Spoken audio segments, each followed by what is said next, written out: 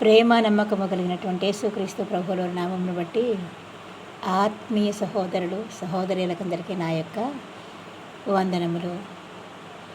ఇప్పుడు మనము ప్రభు పునరుత్థాన దినమున వందనాలు ఆయనకి తెలియజేసుకొనిసు 2 కొరింథీయులకు రాసిన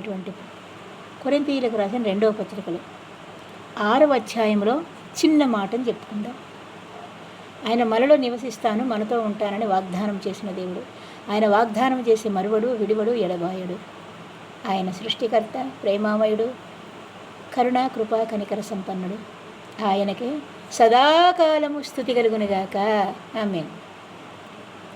ఆయన ఏం చెప్తున్నారంటే ఇక్కడ, మీరు అవిశ్వాసులతో జోడిగా ఉండకుడి. నీతికి దుర్నీతితో ఏమి సాంగత్యము? వెలుగునకు చీకటితో ఏమి పొత్తు? క్రీస్తునకు బెలియాలుతో ఏమి సంబంధము?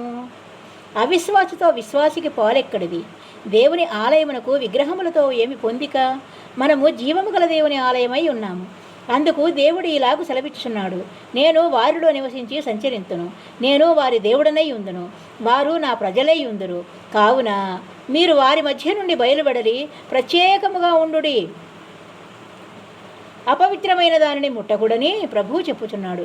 మరియు నేను మిమ్మును చేర్చుకుందును, మీకు తండ్రినై ఉందును, మీరు నాకు కుమారునై కుమార్తెలునై ఉందురని సర్వశక్తిగల ప్రభువు చెప్పుచున్నాడు.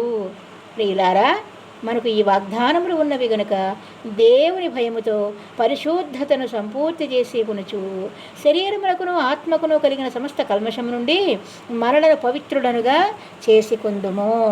సమస్త ఘనత ఆయనకే, మహిమోన్నతునికే చెందునుగాక. ఆమేన్. Praise the lord.